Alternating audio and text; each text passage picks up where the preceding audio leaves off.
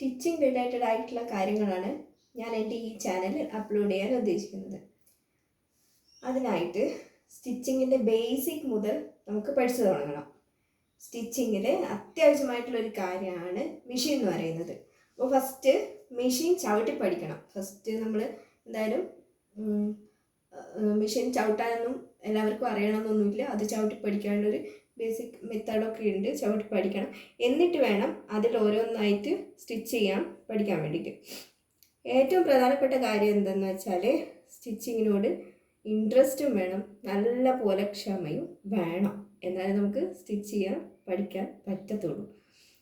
അപ്പോൾ നമുക്ക് മെഷീൻ ഒന്ന് പരിചയപ്പെടാം.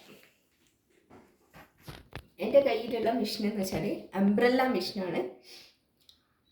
ഇതല്ല ബേസിക് മെഷീൻ എന്ന് പറയുന്നത്, സിംഗിൾ മെഷീനാണ് ബേസിക്. എൻ്റെ കയ്യിലുള്ളത് ഇപ്പോൾ അംബ്രല്ല മെഷീനാണ്. കുറച്ചും കൂടി സിംഗിൾ മെഷീനേക്കാളും കുറച്ചുകൂടി സ്പീഡും ഉണ്ടാവും, പിന്നെ കുറച്ച് ഫെസിലിറ്റീസൊക്കെ അധികമാണ് ഇതിൽ. അപ്പോൾ ഇതാണ് മെഷീന്. ഇതിൻ്റെ അടിയിൽ ഇങ്ങനെ ഒരു ലിവർ ഉണ്ട്. അത് ഈ ലിവർ പൊക്കാൻ വേണ്ടിയിട്ടുള്ളതാണ്. ചവിട്ടിയിട്ട് കാലുകൊണ്ട് പൊക്കാൻ വേണ്ടിയിട്ടുള്ളതാണ് ഈ ലിവർ. അങ്ങനെയുള്ള ചെറിയ ഇതിൻ്റെ ടാബിള് കുറച്ചുകൂടെ നീളം ഉണ്ടാവും, മറ്റേതിനേക്കാളും നീളം. അങ്ങനെ ചെറിയ ചെറിയ കാര്യങ്ങളാണ് ഇതിലധികം ഉള്ളത്. ഞാൻ എൻ്റെ മെഷീന് മോട്ടർ പിടിപ്പിച്ചിട്ടുണ്ട്, മോട്ടറുണ്ട്. അതുകൊണ്ട് കുറച്ച് അധികം വർക്കുകളൊക്കെ വരുമ്പോൾ കുറച്ചുകൂടി സ്പീഡിൽ നമുക്ക് ചെയ്യാൻ പറ്റും. സാധാരണ മെഷീനും മോട്ടർ പിടിപ്പിക്കാൻ പറ്റും, ഇങ്ങനെയുള്ള മെഷീനും മോട്ടർ പിടിപ്പിക്കാൻ പറ്റും. അതുമാത്രമല്ല, ഇതിപ്പോൾ മെഷീനാണെങ്കിൽ കറണ്ട് ഉപയോഗിച്ചാണ് നമ്മൾ മെഷീന് വർക്ക് ചെയ്യിപ്പിക്കുന്നത്.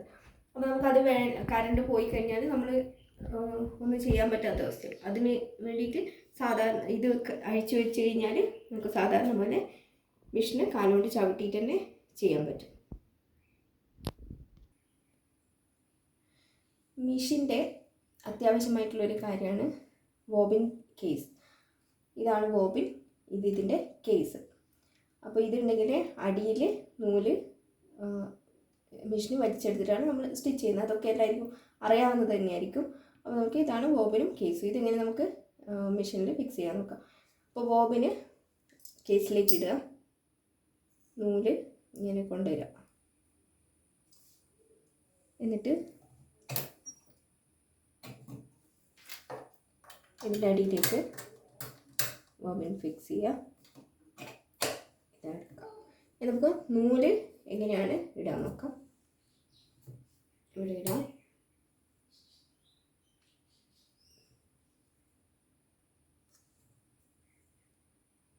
ഇതാണ് ഇതിൻ്റെ ടെൻഷൻ.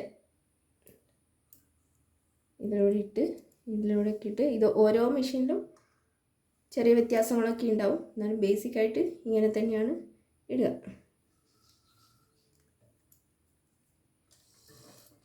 നമുക്ക് സൂചി പൊക്കി വെച്ചിട്ട്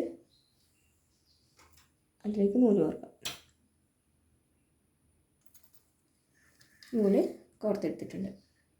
ഇനി നമുക്കിത് സൂചി താഴ്ത്തി പൊക്കുമ്പോൾ അടിയിലത്തെ നൂലിങ്ങനെ പുറത്തേക്ക് വരും.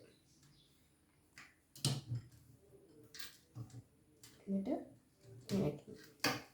ഇതിൽ കൈ കൊണ്ട് നമുക്ക് ഈ ലിവർ പൊക്കി കഴിഞ്ഞാൽ ഈ ഫൂട്ട് മുകളിലേക്ക് പോകും. അതുപോലെ കാലുകൊണ്ടാണെങ്കിൽ നമുക്ക് അടിയിലേക്കത് പൊക്കിക്കഴിഞ്ഞാൽ കാലുകൊണ്ട് നമുക്ക് ചെയ്യാൻ പറ്റും.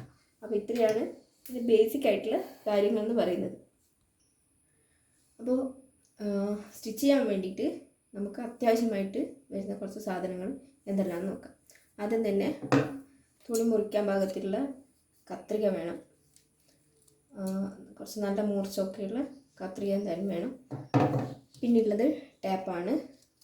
പിന്നെ വരുന്നത് ചോക്ക്, പിന്നെ ഒരു ബുക്കും ഒരു പെന്നും. നമുക്ക് അളവുകൾ എടുത്തിട്ട് നോട്ട് ചെയ്ത് വെക്കാനൊരു ബുക്കും പെന്നും വേണം. പിന്നെ എന്താണെന്ന് വെച്ചാൽ ഇഞ്ച് ടാപ്പ്. ടാപ്പിനെ കുറിച്ച് പറയുകയാണെങ്കിൽ ഇതിൽ ബേസിക്കായിട്ട് വരുന്നത് ഒരു ഭാഗത്ത് ഇഞ്ചും മറുഭാഗത്ത് ഇഞ്ചും സെൻറ്റിമീറ്ററും വരുന്ന ടാപ്പുകളാണ് സാധാരണയായിട്ട് വരിക.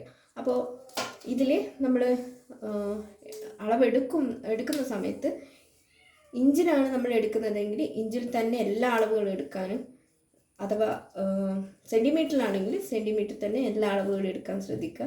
അല്ലെങ്കിൽ നമ്മൾ അങ്ങോട്ടും ഇങ്ങോട്ടൊക്കെ മാറിപ്പോകും, നമുക്ക് മനസ്സിലാവില്ല. അതുകൊണ്ട് എല്ലാ അളവുകളും ഇഞ്ചിനോ അല്ലെങ്കിൽ സെൻറ്റിമീറ്ററോ മാത്രം എടുക്കാൻ നോക്കാം. അപ്പോൾ ഇത്രയും കാര്യങ്ങളാണ് നമുക്ക് ബേസിക്കായിട്ട് വേണ്ടത്. ഇനി നമുക്ക് അടുത്ത ക്ലാസ് മുതൽ നമുക്ക് ഓരോന്നായിട്ട് വെട്ടിയിട്ട് തയ്ക്കാൻ വേണ്ടിയിട്ട് പഠിക്കാം. ഓക്കെ.